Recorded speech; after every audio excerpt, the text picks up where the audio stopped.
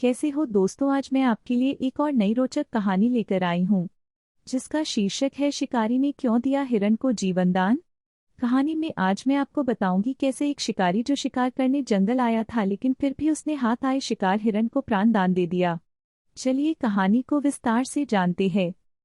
शिकारी ने क्यों दिया हिरण को जीवन दान। पुराण में एक बहुत सुंदर कथा आती है। एक जंगल में एक तालाब था। उस जंगल के पशु उसी तालाब में पानी पीने आया करते थे। एक दिन एक शिकारी उस तालाब के पास आया।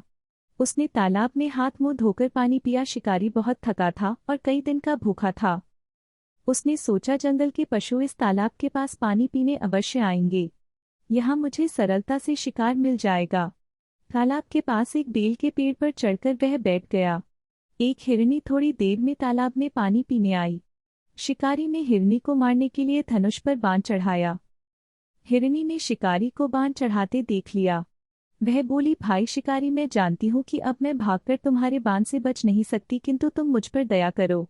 मेरे दो छोटे बच्चे मेरा रास्ता देखते होंगे। तुम मुझे थोड़ी देर की छुट्टी दे दो। मैं तुम्हें वचन देती हूँ कि अपने बच्चों को दूध पिलाकर और उन्हें अपनी सहेली हिरनी को सौंपकर तुम्हारे पास लौट आऊंगी। शिकारी हंसा।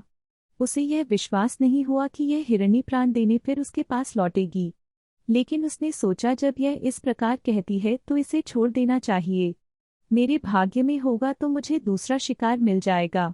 उसने हिरनी को चले जाने दिया।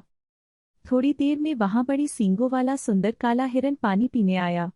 शिकारी ने जब उसे मारने के लिए धनुष पर बाण चढ़ाया तो हिरन ने देख लिया और बोला, डैश भाई शिकारी, अपनी हिरनी और बच्चों से अलग हुए मुझे देर हो गई है। वे सब घबरा रहे होंगे। मैं उनके पास जाकर उनसे मिल लूं और उन्हें समझा दूं, तब तुम्हारे पास अवश्य आऊंगा। इस समय दया करके तुम मुझे चले जाने दो। शिकारी बहुत झल्लाया। उसे बहुत भूख लगी थी। लेकिन हिरन को उसने यह सोचकर चले जाने दिया कि मेरे भाग्य में भूखा ही रहना होगा तो आज और भूखा रहूंगा। हिरनी अपने बच्चों के पास गई। उसने बच्चों को दूध पिलाया, प्यार किया। फिर अपनी सहेली हिरनी को सब बातें बताकर उसने अपने बच्चे सौंपने चाहे। इतने में वहां वह हिरन भी आ गया। उसने भी बच्चों को प्यार किया। बच्चे अपने माता पिता से अलग होने को तैयार नहीं होते थे। अंत में उनका हठ मानकर हिरन और हिरनी ने उन्हें भी साथ ले लिया। तालाब के पास आकर हिरन ने शिकारी से कहा, भाई शिकारी, अब हम लोग आ गए हैं। तुम अब हमें अपने बाणों से मारो और हमारे मांस से अपनी भूख मिटाओ। हिरन और हिरनी की सच्चाई देखकर शिकारी को बड़ा आश्चर्य हुआ। वह पेड़ पर से नीचे उतर आया और बोला, देखो, ये हिरन पशु होकर भी अपनी बात के कितने सच्चे हैं। ये प्राण का मोह छोड़कर सत्य की रक्षा के लिए मेरे पास आए हैं। मनुष्य होकर भी मैं कितना नीच और पापी हूँ कि अपना पेट भरने और 4 पैसे कमाने के लिए निरपराध पशुओं की हत्या करता हूँ।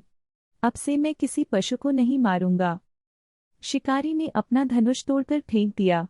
उसी समय वहां स्वर्ग से एक विमान उतरा।